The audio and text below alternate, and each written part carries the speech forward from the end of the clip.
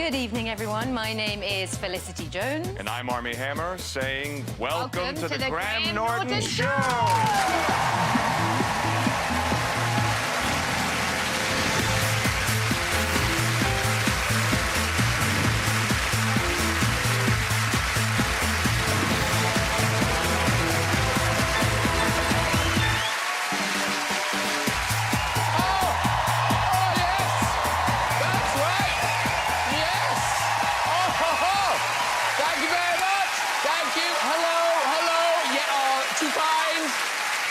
Good evening, everybody. You're all very welcome. It's the last show of the series, but worry not, we will be back in April, just after Brexit Day. So either nothing will have changed, or you'll tune in to find me chopping up my sofa for firewood. That's assuming I'm allowed back in the country. Hey, did you all have a nice Valentine's Day? The voice of uncertainty.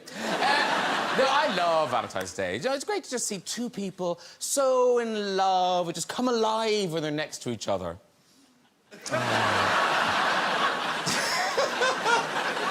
I've seen happier faces on death row. God love her. So, Theresa, another vote lost in Parliament and another week of unanswered questions. How do we solve the Irish backstop? Should there be a people's vote? Who's the thickest waste of space in politics? Hello! Yes, it's Transport Secretary Chris Grayling, who didn't resign after giving a ferry contract to a firm that doesn't have any ferries. I mean, it's crazy. It's like trying to explain your Brexit policy when you haven't got a Brexit policy. There he is. Let's get some guests on! Later, we'll have music from Calvin Harris and Rag and Bone Man. How cool. But first, he's one of the country's funniest comedians who's about to return as the face of Saturday Night TV, hosting All Together Now. Please welcome Mr. Rob Beckett! You look so smart. Oh, so smart. No, what is it? Yeah, lovely to see you. Have a seat, Rob. Hello. He's the BAFTA and Emmy award-winning creator of The Office and Extras, who starred in the likes of Logan and The Girl in the Spider's Web. Now he's back in the director's chair for Fighting With My Family. It's Stephen Merchant! Hello, sir. Lovely to see you. Come in, Stephen. This man has become a hot Hollywood property after starring in films like The Social Network and Call Me By Your Name. Now he's co-starring in the new biographical drama On the Basis of Sex. Welcome for the first time, Armie Hammer! It's a suit. It's a suit. Hello. Oh, come in. And this Oscar-nominated British actress has starred in films like Rogue One, A Star Wars Story, A Monster Calls, and The Theory of Everything. Now she's playing Ruth Bader Ginsburg in On the Basis of Sex. Please welcome Felicity Jones!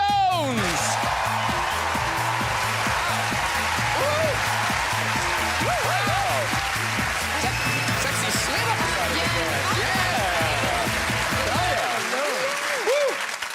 Come in, welcome all. Nice to see you all again. And Armie, for the first time, you've never been on before. First time, yeah, very excited. Do you feel odd? Because presumably you are normally the tallest man in a room. I'm very uncomfortable right now. I actually have a huge amount of distrust for anyone taller than me. When you stand up, how much taller are you, Stephen? Let's Oh, God, really? Come on, let's go get this thing. Come on. Wow. Oh. How tall are you, Arnold?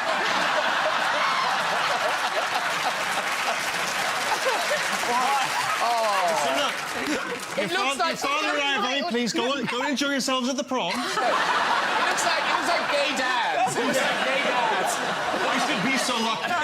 My dads are so forward-thinking. How tall are you? I'm 6'5". I would say I'm 6'5" short, but now I feel 6'5" short. Oh, I remember when I was 6'5". 7 or 8 years old. Now, Felicity Jones, you are now being recognised out in the street. Obviously, the more you're in movies, the more you get recognised. And are you getting better at that, or do you find it kind of intimidating? Well, recently I was walking outside a restaurant, and it was in the summer, and there were all these tables outside lined up. You know, everyone was sort of enjoying a glass of rosé, as you do. And I was walking past, and this woman sort of very excitedly jumped up and said, "Oh, can I have a photo with you?" And I thought, yeah, of course. So her boyfriend took a picture of us, and we did you know, the pose, the ubiquitous Instagram pose. And then I carried on walking, and I sort of went a few tables down, and I was walking in front of these tables, and this woman further on leapt up, and she went, "Who was that you just took a photograph with?" I was like, "Oh, she's very famous. She's very, very, very famous." So I have the opposite problem. I have to fight to be recognised. In terms of being recognised out in the street, Armie Hammer, you are on the latest edition of GQ magazine. Yeah. There you are, hiding your ugly chin. Did you leave the bath running again? Yeah. That's actually all vodka. No, because, Rob, you've done modelling. Yeah, not in the same Yes, you way. have! Look at, I know what you're going to do. Here's Rob modelling. Look at this. That's proper modelling. Blue steel. Is that one of the lost Is that come and visit the zoo? Well, I think you're going to put a worse for up, but I did a show on Sky One with Ramesh Ranganathan where we investigate the world of fashion, so we had to do a photo shoot. And I'm very anxious about what you're going to show next. No, but listen, I would personally feel bad about showing this picture, Yeah. but this has been up in Times Square, this picture, hasn't it? Yeah, so at the end of the show, they surprised us, the producers, by projecting this image in the middle of Times Square. Well, you say On the surprised biggest- you did pose for this picture. Yes. Wow. Yes. Yeah.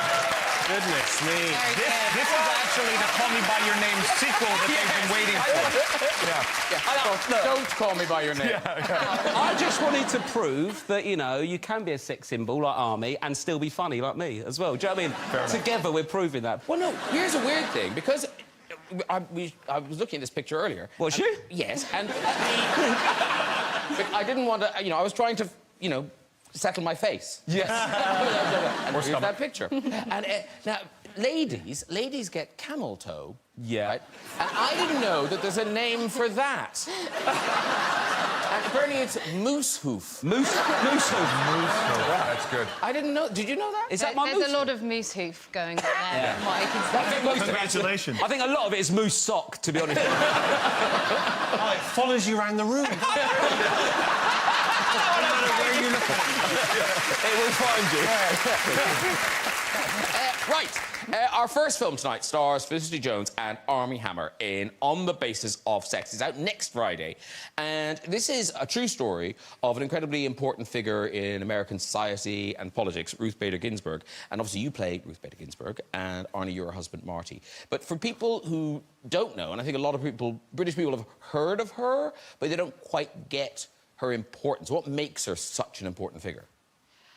Yeah, I didn't know a lot about her before I took on the role, but she is a formidable force in American politics. She restructured the landscape of gender equality and did it very carefully and incrementally. And she was not only arguing for women, she was also arguing for men, seeking to overturn gender stereotypes.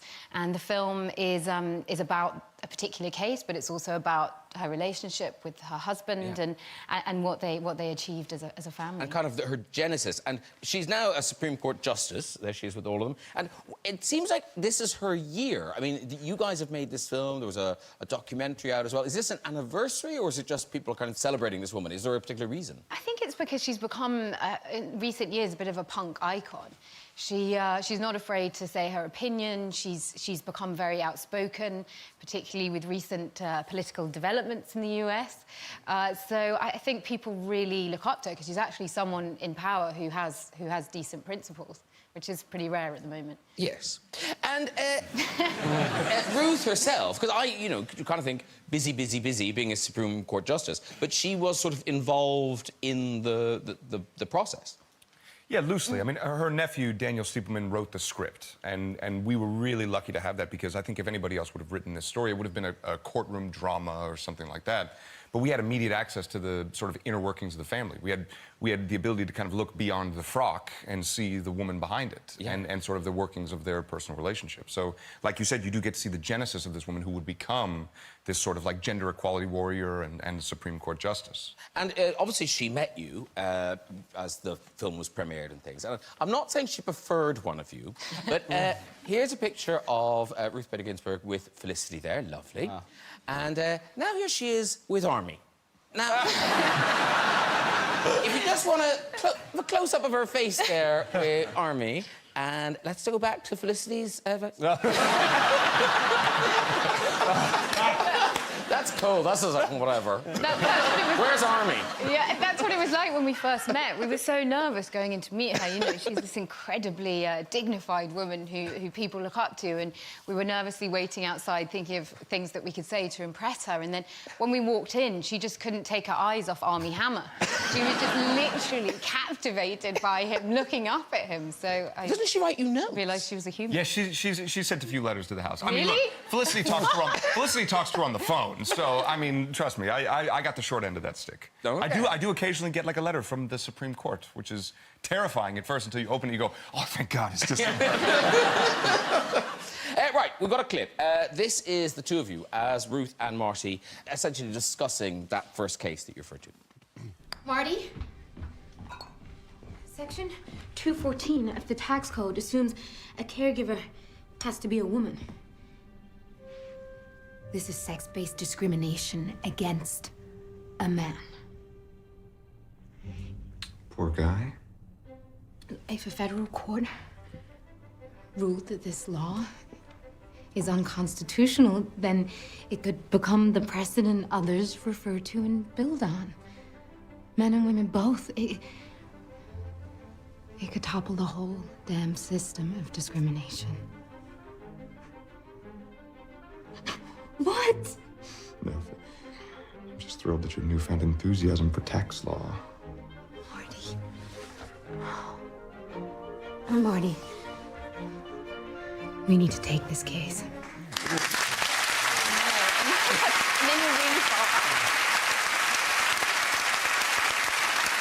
And Army, the relationship, the marriage, I mean, in the movie, it just seems so idyllic, but I mean, that is true.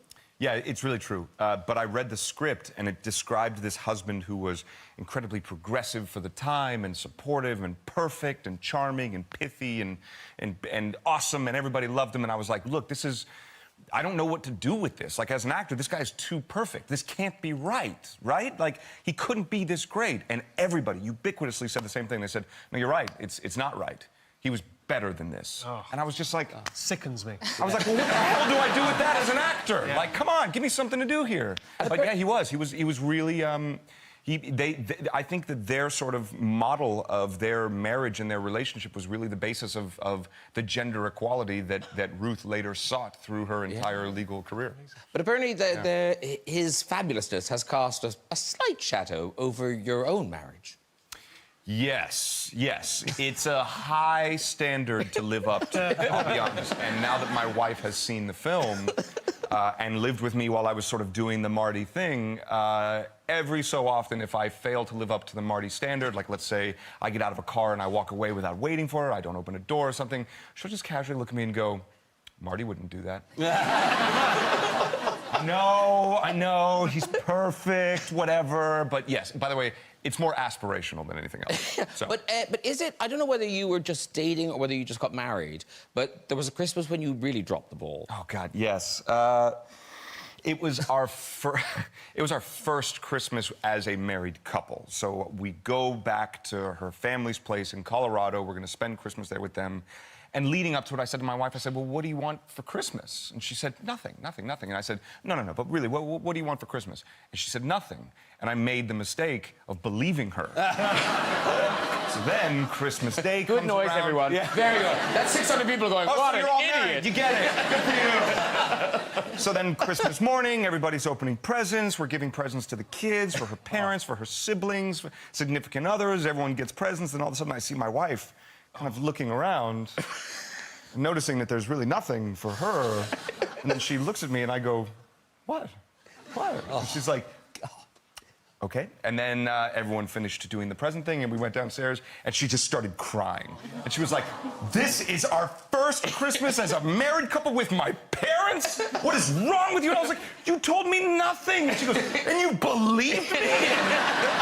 Now I know, as a man who's been married almost 9 years now, that you all speak in code that we're supposed to understand.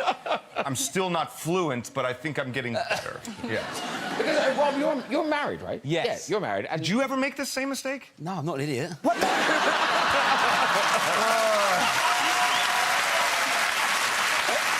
Fair enough. Fair enough. I walked right into that one. But, Yeah. no, but if, you know, if I was 6'5" and a Hollywood actor, I don't think she'd mind if I... Trust me, she would. I tell you, she would. Because now, Stephen, you're in a relationship, but apparently there's a very odd tension in your relationship. We very rarely argue, my girlfriend and I, but she... But the only times there's kind of tension is when she will be asleep and she will have a dream in which I've cheated on her with just some imaginary made-up dream lady. And then she'll wake up in the morning and be really angry, but not really tell me what's happened. And so I won't have any sense of it, and I'll just be making breakfast. "Oh, how would you like your eggs?" "I don't know, how would Isabella like hers?" What? And it's just weird, because it'll just happen and I will never quite tell. I'll just have to piece it together, like we were in Venice and I could sense it had happened again when we were taking separate gondola rides. Wow. Yeah. It's tricky. You tell you're loaded, that's about 400 quid's worth, isn't it, too? But we argue all the time about... Basically, if I, like, my wife, when she gets up off stuff, oh, she's going to kill me for telling you this now, right? I've really gone rogue here. But sometimes she pushes off stuff to get up. Or, like, she stands up, she'll go like that off me, right? And I go, "You can't do that on stuff, because, like, you'll start breaking stuff. Like, if you push up off the bath to get out of the bath, it'll break." So, you know, I was waiting for a new table to be delivered. We had one of them, you know, like the fold-up tables, trestle tables. And I kept on telling her, and she went, "Oh, shut up, leave me alone." And then one day, I was having dinner, and she stood up, went like that. Table went, she went down, spaghetti bolognese on her face. And it was one of the greatest moments of my life.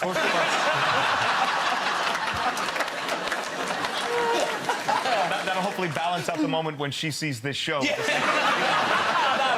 Was that laugh worth it? No. Isabella told me to do it.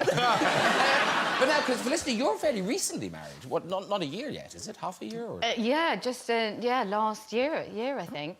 But I almost... think. When was it? Keeping it alive. Yeah. No. Well, that husband, yes. It's in June, but it is funny how quickly, you know, in a marriage, it becomes really about the small things, doesn't it?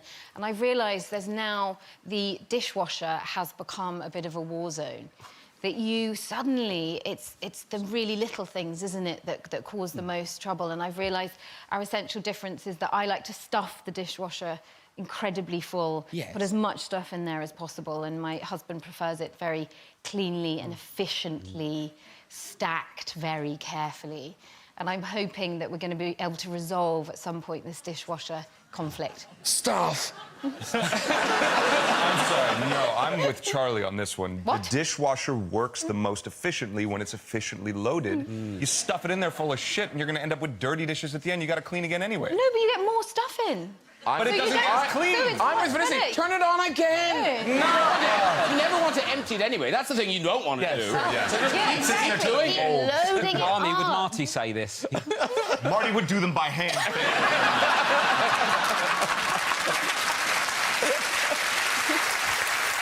Right, let's move on. Stephen Richards' film, Fighting With My Family. It's out on the 1st of March. And now, this is a true story about a British family, but bizarrely, it was The Rock that brought the story to your attention. That's right. Dwayne "The Rock" Johnson. I've known him for a little while. We did a film in 2010 called Tooth Fairy. You're welcome.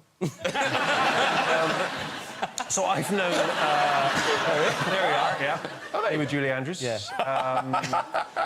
And, It was the tooth and it was the fairy. He's the Tooth Fairy and I'm his probation officer. Watch it and find out. Oh, You're sorry. missing the treat. And, You haven't seen it? No, I haven't. Is it a trilogy or did you stick with the first one? We just went with the one. Fair enough. Yeah, on this occasion. It was...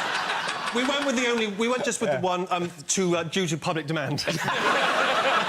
And, but yeah, so I knew The Rock before, you know, when he was still in shape. And, and we stayed in touch over the years. We've, you know, we're this will surprise you. We're not gym buddies. No. I barely work out at all. I know, it's hard to believe. But we've stayed in touch, and he was in England, and he was making Fast and Furious 6 here, and he was in... this is a story he told me, that he was in a hotel, and he saw this... he was in this hotel. I assume it was the presidential suite of, you know, the travel lodge. And, and he's, you know, he's brought his own bottled water. He's not made of money. And he's not paying his hotel prices. He's not an idiot. And he's had the free shortbread, you know, and he's put on the sort of, you know, that free robe they give you. Yeah. You know, it barely covers his Dwayne Johnson. And... I don't know. We're good friends. I don't know for that. I don't know whether that's what he calls it. You might call it the Rock. Good luck to him. I would. So anyway, so he's watching British TV on Channel 4. He's watching Channel 4 in particular. He never misses Hollyoaks. Nah. And this documentary comes on about this family, this real-life family of British wrestlers. They're from Norwich, England. They're called the Beavis family. They sometimes go as the Knights. And there they are. They all wrestle, mum, dad, and all the kids. And the family dream was to get some of the kids into WWE, which, you know, is the big American wrestling, which for wrestlers is the big leagues. Only the daughter Paige got signed, brother Zach got left behind, and what the story dramatises is this really kind of funny, sweet, uplifting, inspiring story of her journey going off to the States and trying to climb all the way to the top of the WWE, sort of carrying the dreams of both her family and herself on her shoulders, you know. And I love that contrast between kind of Norwich and then America and all the bells and whistles. Wait, which one of the family did The Rock play? Thank you, good question. No, so The Rock, in real life, was involved with their story. And so he plays himself in the movie. I didn't want The Rock to play The Rock. I didn't think he was the man for the job. I wanted Vin Diesel, but he wasn't available. So The Rock plays The Rock. But, and he's also a producer. We've got that clip. We've got the clip of Paige and her brother. Well, that's it. Well, in real life, they met The Rock sort of backstage at various wrestling events, and so we dramatised that in the movie. Here we go. Sorry about that. Rock. We're huge fans. Thank you so much. We've been fans since you had hair. Oh, thank you. Hey, it's a choice. It's a damn good one, too. See you guys. Rock. Yo. We're wrestlers as well, actually. We're actually doing the tryouts today. Oh, cool. What advice would you give us if we want to... Win over the crowd. Win over the crowd. What are your names again? My name. It doesn't matter what your names are. You walk around here interrupting the Rock, you like you haven't seen the sun in 20 years, you like you just stepped out of Oliver Twist. Please, sir, may I have some more advice, sir? You want some advice? Here's the Rock's advice. Shut your mouth. What you want. How about what the Rock wants? The Rock wants you to go out there, take no prisoners, have no regrets, have no fear. Lay it all out on the line. Because if you don't do that, the Rock is going to find your friend Mary Poppins. He's going to take her umbrella. Yeah, he's going to shine it up real nice. He's going to turn that summit sideways and stick it straight up your candy asses. There's your advice. Straight out of the jabroni beating, pie eating, trail blazing, eyebrow raising, entertaining the globe never hotter, talking to two rejects from Harry Potter. So that's how you win over the crowd. I mean, you must be so pleased, because it's gone incredibly well. The reaction, the reviews, everything has been brilliant. I don't read the reviews, Graham. 90% on Rotten Tomatoes. Yes, exactly. Well, that's always a great relief, isn't it? Because, you know, that's sort of one of the hurdles to finding an audience. Because they're not easy to get right, these films, you know, because very people... tough. Yeah. Well, and also, like I said, my memory of wrestling was I would occasionally watch it with my grandfather in the 70s. And, you know, certainly, I think for younger audiences, they know wrestling as people like The Rock and, you know, Stone Cold Steve Austin, all these incredibly athletic people, and Hulk Hogan. Yeah. And wrestling in the 70s on British TV was, I mean, they had the athleticism and virile bodies of darts players. I mean, it was extraordinary. I mean, it was basically, it's just like, you know, imagine a fight you'd see in the car park of a Weatherspoons. They just brought that inside. I mean, it was extraordinary. I mean, do you remember, like, there was Big Daddy, there was Giant Haystacks. Yeah, we've got some of the pictures. Oh, there you go. Well, there's Big Daddy. I mean... Yeah. Sure, that's not from my fashion show. How'd you get them images? The Big D. The Big D. There it is. Yeah, that's what I call mine. And then Giant Haystacks. I mean, terrifying. Yeah. But again... Ramesh looks rough. The final name is Giant Haystacks. Like, that was in the 70s, was a haystack considered the height of terror? Imagine pitching that to WWE, you know. Yeah, my character, what's the most scary thing you can think of? What about some hay? Because weirdly, Rob, you are a fan of wrestling, or were a fan of wrestling. Yeah. Are you too young for those guys? You didn't remember that? I don't don't remember them. You're about 40 years older than me, Stephen. That was too I didn't harsh. have a go at your crazy physique. And your...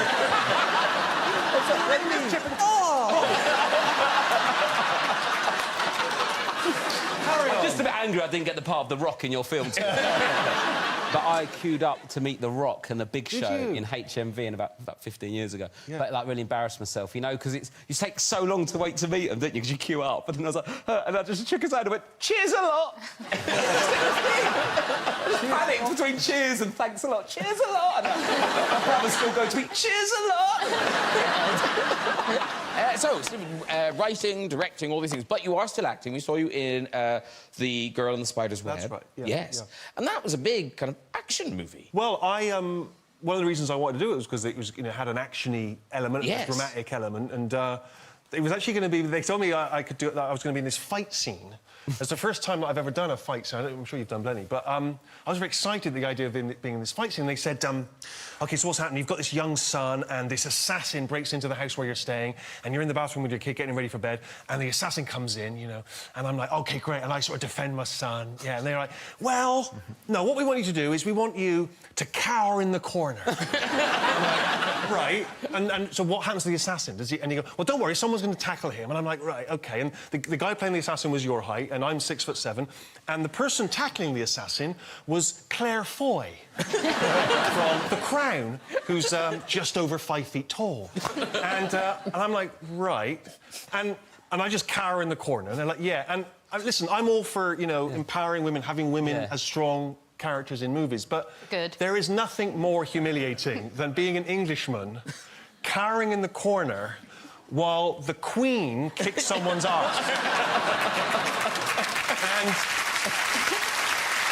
And I said, could I at least, just for my own dignity, could I at least maybe I throw one punch? They're like, all right, we'll allow you to hit the guy with something, and then he'll just swat you away. I'm like, all right. And the thing that they gave me to hit him with, because we're in a bathroom, was one of those sanitary towel bins. So, yeah, it's not the sexiest fight scene. Also, when you cower, you're still quite big. So you might have been, whilst cowering, still bigger than Claire Foy attacking. That's the problem, is that the fight went on forever in the movie, and so I've just got to be lying there the whole time going, oh, my hair, check my phone. I mean, it's absurd. Because, Felicity, you've been as big as action movie as they get, Rogue One, the Star Wars story, which I really enjoyed that film. In fact, you were here talking about it, weren't you? I was, yeah, yeah. a couple of years ago, yeah. But now, I don't think you told us this at the time, but apparently it wasn't the action scenes that were your challenge in that film. Like, didn't you have a problem with some of your lines? There was a specific line. Oh, yes, yeah, I was just trying to remember. Oh, my goodness. Oh, now I'm thinking, it was so embarrassing. Yeah, it was, so I had this line, ever since I've been quite young, I've had a little bit of trouble with saying my R's. I tend to say them like a W rather than being able to pronounce the full R, and it's something I've had to work on for many, many years. And so I have this line in Rogue One, in the film, where I have to say a lot of R's. And I'm supposed to say, this is a rebellion, I rebel. But when I first didn't, and I came out and did the first take, I said, this is a rebellion, I rebel. Which was an absolute disaster.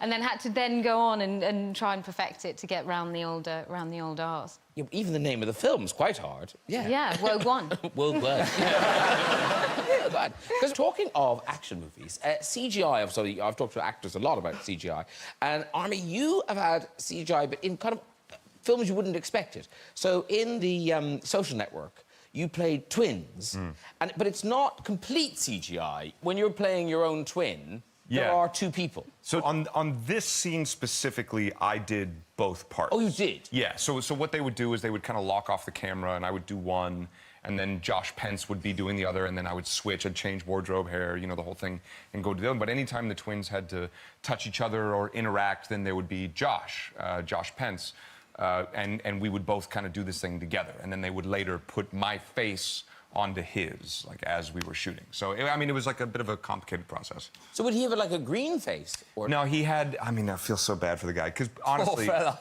I know. But by the way, this is... But we don't look anything alike. How will I be in this film? I've actually never told this story before, but Josh deserves to have this story told, I think. I hope he doesn't mind. We both got hired to play the twins. They said, you know, you guys are going to be the Winklevoss twins. And we were like, yeah, brothers, boom, like, let's do this. This is great. And then after about a week of rehearsals, we got called into Fincher's office, and he was like, look, these guys have to be identical twins. It's such a huge, pivotal part of their storyline. It doesn't work if they're not identical. So, Armie, you're going to play both twins, and Josh, we have to put dots on your face so that we can put Armie's face on top of yours. It was very uncomfortable. Wow. But then, like, and this is why I will always love Josh Pence, and he is an incredible human being, because he sat there for a moment and internalized this blow, and then just kind of said, okay, well, you know, whatever we need to do to make the movie better, I'm here to do it. And he's that guy. He's and also an incredible actor in his own right, and just an incredible human. So that's how that came to be. Oh, I don't know if you remember this. You probably won't. But years ago, when that film first came out, that was the first time I'd seen you in anything. Yeah. And I did not know that it wasn't two twins playing the part. Yeah. And I met you. You may not remember this. I met you at a fancy Hollywood showbiz party, and I said hi. Yeah. I really enjoyed the film. How's your brother? Is he still acting? Yeah. I had no idea. Steven, I do remember that. And then I also remember that I came in to do a small part on Hall Pass with you guys. And I ended up being cut out of the movie. That was on my request. Yeah, that was on my request. The awkwardness continues. We actually got this chap Pence in. It could be worse. They could have left you in Tooth Fairy. First it's the age, now it's the fairy. Tooth Fairy has given many children who are sick, you know, on a Sunday afternoon some pleasure when they got nothing else to watch. Sorry. Talking of CGI, though, there's a weird thing. CGI played a part in Call Me By Your Name, which you do not think that film has special effects in it, but it does. Yeah. Did you know that they were using CGI? No. So when did you find out? When you saw the film? I found out afterwards. So it's the 80s. It's very short shorts. It's a lot of people on bicycles, sitting on bicycle seats. So they had to use CGI to just make sure that we didn't get a sort of NC-17 rating, if you will. Oh, had you slipped or something? Yeah. Oh, okay. Bit of slippage. There was a little slip. Short slippage. Yeah. Yes. Short A moose hoof. Yeah, moose The moose hoof. We got caught in the bike chain. What do you think I am, Stephen Merchant? This guy knows what to say. Look and learn, mate.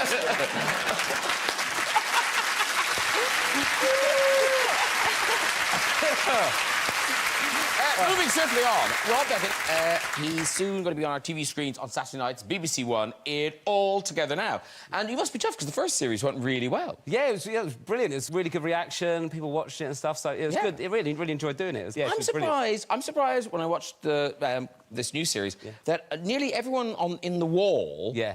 They're back. So I thought you'd have weeded out some of the loonies, but you've invited them all back. Well, but basically, if you've not seen it, it's like 100 judges. So someone comes out and sings, 100 people that, if they like it, they press the button, stand up and sing along. And so we've got some returning, judges and some new ones. But because some of them have already been on it a year, they've come back and they've really gone for it with their outfits, because before they didn't really know what to wear and stuff, and the second year they've like put a bit of money into it because they know people are watching it, right? So the outfits are just getting massive and so over the top, so I'm having to like shuffle. I can't get past them. I just come back covered in glitter and sequins, and by series 10 it'll just be me like lost in a box of Quality Street, just like legs up in the air like a little beetle. But they are great though, to be fair, the 100. We've got a clip from the new series. This is someone who's just finished singing. You'll see. It's self-explanatory. Congratulations, Veronica. You got 77. You're in the top 3. Thank you. Shuffle down here to our resident drag queen, Davina. At one point, I didn't think you was going to get up and you were sharpening your nails, but you were... Well, you were fabulous. Yes! You managed to keep the lightness in your voice all the way through, which is very difficult, and keep in tune. It was really, really good. And just flash me those heels. Okay. Oh. What, can we see your heels? What kind of heel situation we got, Davina? Oh. Sorry. Oh, my God. I need to ring my wife and wash my eyes. Very good. And, I learnt a lot then. yeah. I didn't realise how they did it, but it's a marvel of modern sort of packaging and moving around. Gaffer tape. Basically, gaffer tape gaffer and a shot prayer. And you're doing a tour, right? Yes. But not till... Is it the end of the year? October it starts. October. Yeah, it's called Wallop, stand-up comedy tour, and it's yeah, loads of silly, funny jokes about sort of. It's worked out. It's basically about family, really. So I've had some kids. Basically, at the moment, my wife's a teacher, but we've got 2 young kids, so she stopped teaching for a bit because I'm on tour, and then I'm going to do more with the kids once the tour finishes and she goes back to teaching. But because the kids are so young, they change what they like so quickly. So I come home and like, oh yeah, let me take them downstairs. So like the 3-year-old, I said, look. You sleep, I'll take the 3-year-old downstairs and watch a film with it. It's like, she wakes up at 5 in the morning, she's got so much energy, I don't know where she gets it from. But basically, I have to deal with it. So it's 5 in the morning, so I take her downstairs, and she loves Toy Story, so I'm like, should you watch Toy Story? She's like, no, Master Guster! And I'm going, what is that? Like, so now I'm panicking. I'm going, shh, be quiet. And then she's getting louder. Master Guster! I'm like, shut up. Everyone's asleep. Be quiet. Now I'm like in my own house, like a little peasant servant, flicking through Netflix, flicking through Sky, going on YouTube, searching for Master Guster. Master Guster. And I'm flicking from like, boss baby, do you want... No, but Master Guster! Like, it goes down to 1 month. She goes, oh, Master Guster! I go, what? Madagascar? She went, yeah, Master Guster!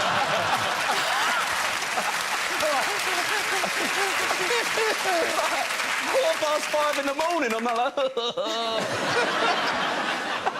Because, Arma, you've got, is it two little kids? 2 kids, yeah. 2 kids. Yeah. And they sometimes travel with you. And I think, was it in Paris when your daughter had jet lag? Yes, yeah, same kind of thing. Children wake up early, much earlier than the adults want them to. My daughter wakes up, and it's probably 4:30 in the morning because she's jet-lagged, and she says, Dad, I want to draw. And I said, oh, great. She goes, Dad, I want to draw. And I go, okay, here's paper, here's paper, here's a pen. So then I fall back asleep, and I wake up, and she's shaking me again. She goes, Dad, I drew the Eiffel Tower. And I go, oh, that's really great. That's really great. She goes, no, look, Dad. And she shows me the picture that she drew of the Eiffel Tower. Do you have a... Yeah, you posted it on a thing. Yeah. So this is... How old is your daughter at this point? 4. She was 3, almost 4 at the time. OK, almost 4. She has seen the Eiffel Tower. She's been touring around Paris. She's seen the Eiffel Tower. This is her drawing of the Eiffel Tower.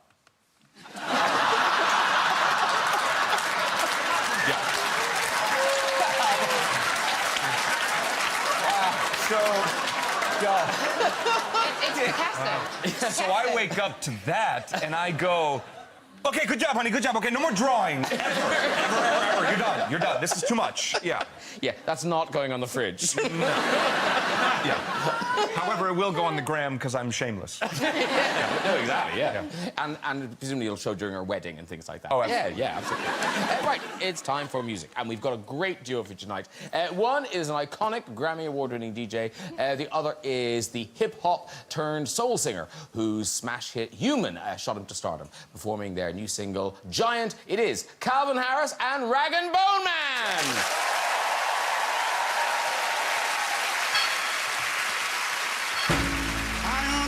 Lonely before I knew what it was. Saw the pills on your table for your unrequited love, and I would be nothing without you holding me up.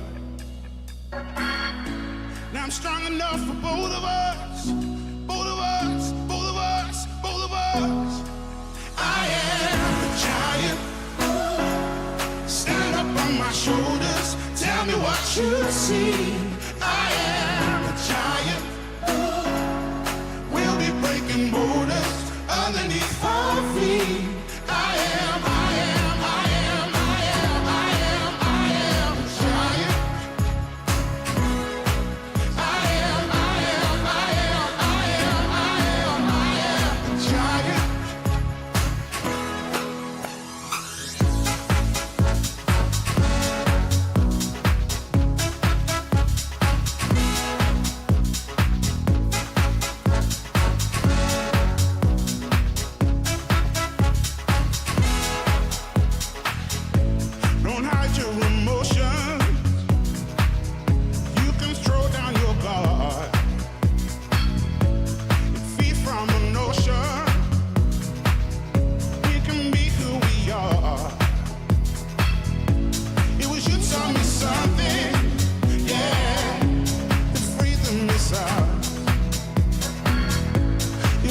told me living is togetherness, togetherness, togetherness. I am a giant. Stand up on my shoulders. Tell me what you see. I am a giant. We'll be breaking borders underneath our feet. I am a giant. I am a giant.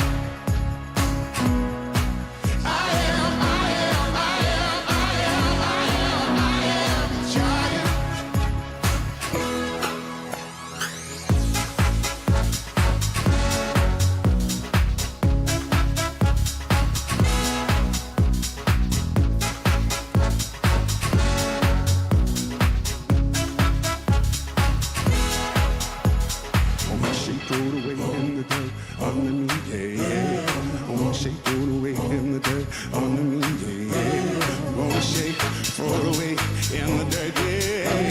I wanna shake, throw it away in the dirt, yeah, yeah.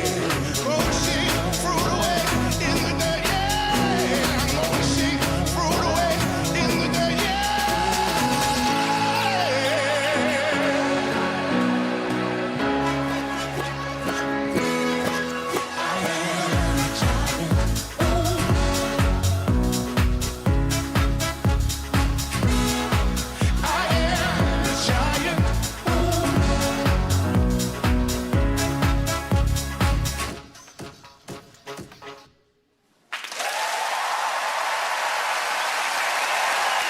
Calvin Harris and Ryan Baldwin, everybody! Great job, come on over, dude. That's such a great talk. Thank you so much. Come in. Hello, sir. Hi, come on in. It's Bob, Stephen, Army, Felicity, Calvin, and Rory. Very good. Nice to meet you. Have a seat, dude. There you go. Going for a small one. Hang on in there. Very good. Thank you very much for that. Yeah. Woohoo! I look like Sandy Tosvig.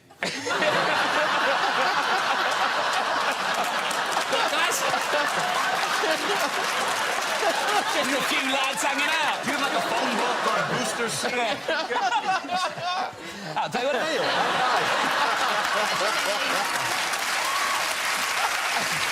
Get your feet off that. Sorry. I'll tell you this, with the uncomfortable couch and the one drink and the gaudy colours, it's like if EasyJet had a business lounge. And a random collection of people. Now, Ragabone, Rory, though, we call you Rory in conversation. Yes, all good. And the single is out now. Now, has it been... It's not number one yet, but it's going to be, isn't it? We hope so. Yeah. That's the plan. Yeah. I'll take enough people liking it to appear on this show. Yeah. I'll take that. Yeah. And the set, which is fabulous, by the way, the kind of... Cheers. This reflects the video. It kind of looks like Narnia, though, doesn't it? It does a little bite Narnia with some televisions in it, but... but the video for the song is set in a wood, is that right? Yeah. OK. It's a lot of nature video. But you are foraging in the nature video. I'm foraging. But is this something that you're genuinely interested in? I've never foraged. No, never foraged. So is this you pretending to forage? That's you... Yeah, no, that's not real. That's not real? The vegetables are real, and I was assured that they were foraged by somebody. But it wasn't me. Now, what are those? Are these, that one's a sweet potato, right? Yeah, What's or that yam. Unspecified root. Unspecified A bit big for a radish. Maybe a beet? This is like a police interrogation. What was you doing in those woods you found a body? But you do garden, don't you? I do. I grow some things, yeah. Yeah, there you go. I know. Rory, do you garden? No. I'm not surprised. And are you both going to the Brits? You're both performing at the Brits? Yeah. Yes. But are you doing... It's not just the two? Are we allowed to say that? Is that... Yeah. No, it's going to be Rory, Sam Smith and Dua. Wow. A medley? Yeah. And me and Stephen are going to be backing dancers, aren't we? Yeah. Holding a couple of potatoes.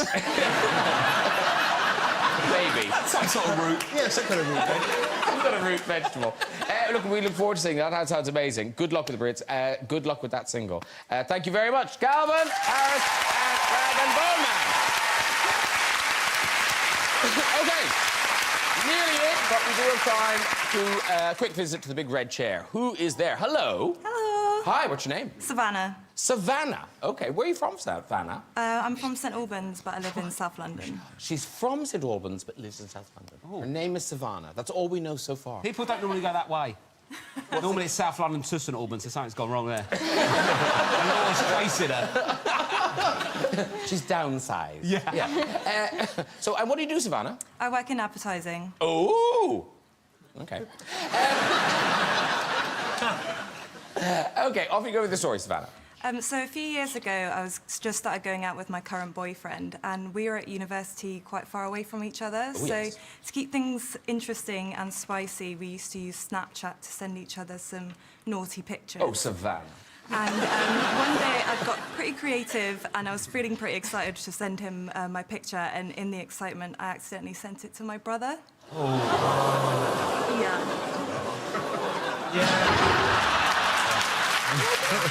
I had follow-up questions. That's why she had to move. But I didn't want to ask any of them. I didn't want to hear the answers to any of my follow-up questions. Let's just draw a veil. OK, here we go. Hello! Hello. Hi, what's your name? Peter. Peter, lovely. Oh, you're getting a cheer from the crowd, Peter. And where are you from? I'm from Leighton Buzzard, but originally from Islington, North London. Again, that's a strange trajectory. OK, and what do you do? Kitchen designer. Oh, lovely. No, see, isn't it terrible? I now want to ask him about his kitchen. By the way, I'm actually looking to redo a kitchen. Go on about this kitchen design. Yeah, so... No. Off you go with the story. OK, so this story is about my mum. Any Greek Cypriot families will identify to this. My dad's cooking some dinner, and in the middle of cooking, he realises he's going to be short of some mincemeat. So the Greek butcher's is now closed, so he sends my mum to the local butcher's at the end of the road. So she goes to the butcher's. She comes back about 20 minutes later, no mincemeat. So my dad says, "Where's the mincemeat?" She goes, "The man chucked me out." She goes, "What for?" He goes, "Well, I asked for the mincemeat. He brought the meat over. He started chopping it with a knife. I said, no, I want mincemeat. You put it through the machine, and it comes out mincemeat." So he goes, "I can't, because the machine is buggered. I can't do it." She goes, "You can't?" So he said, "What did you say? You can't." So he's still going to have the shop. Good story. You can walk, sir. OK. That's all we've got time for. If you'd like to have a go in that chair and tell your story, you can contact us on our website at this very address. Please say a huge thank you to all my guests tonight. Calvin Harris, Rebecca Bowman, Rob Beckett, Stephen Merchant, Armie Hammer, and Felicity Jones. We're taking a short break, but we'll be back in April. And do join me next week for a look back at some of the highlights from this series. I'll see you then. Good night, everybody. Bye-bye.